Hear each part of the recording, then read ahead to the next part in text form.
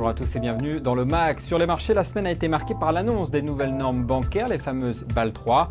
Le soulagement a permis au marché de connaître quelques belles hausses, 5 d'affilée à Paris. Mais depuis, l'enthousiasme se tarit, les volumes sont faibles. Comme le confiait un trader parisien, on s'ennuie un peu. Pourtant, en 2 ans, quel chemin parcouru. 15 septembre 2008, Lehman Brothers faisait faillite. La planète finance était sous le choc. Mais 2 ans après, si les marchés ont rebondi, la facture reste encore lourde. Depuis près de 300 banques américaines ont fermé, 700 sont toujours en difficulté. L'ombre de Lehman plane encore largement sur les marchés financiers. Zoom sur les indicateurs qui feront réagir les marchés. Globalement, 2 sujets restent préoccupants aux États-Unis, l'emploi et l'immobilier. Justement, mardi, focus sur les mises en chantier aux États-Unis. Elles ont progressé le mois dernier, mais la tendance ne devrait pas durer car les permis de construire ont chuté en août. Le secteur immobilier qui continue de pâtir de la suppression fin avril des aides mises en place en pleine crise par l'administration américaine.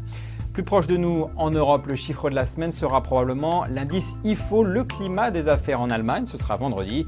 Contre toute attente, l'IFO est remonté le mois dernier. Mais comment se porte vraiment le business outre-Rhin? La réponse de Frédéric Ducrozet. Bien, ce que nous dit l'IFO, c'est que le climat des affaires est en très bonne position en Allemagne, dans un contexte qui reste pourtant assez difficile depuis le début de l'année.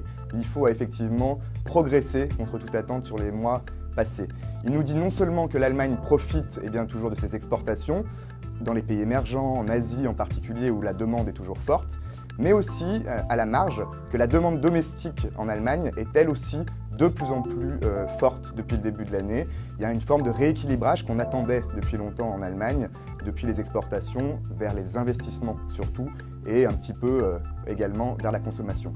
C'est ça qu'on surveillera dans l'IFO la semaine prochaine et dans les mois qui viennent aussi, c'est de voir dans quelle mesure le ralentissement est prononcé ou pas jusqu'à la fin de l'année, et surtout, je pense, dans quelle mesure il se rééquilibre vers la demande domestique, vers les commandes qui viennent de ces entreprises implantées en Allemagne.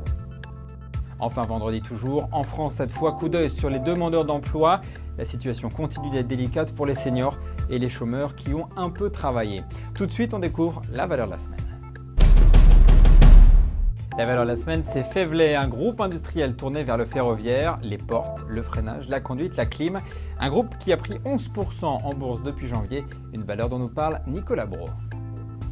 Fevlet nous intéresse, ce groupe présente les qualités d'être rentable, innovant, très international et présent auprès de tous les grands acteurs manufacturiers et opérateurs ferroviaires.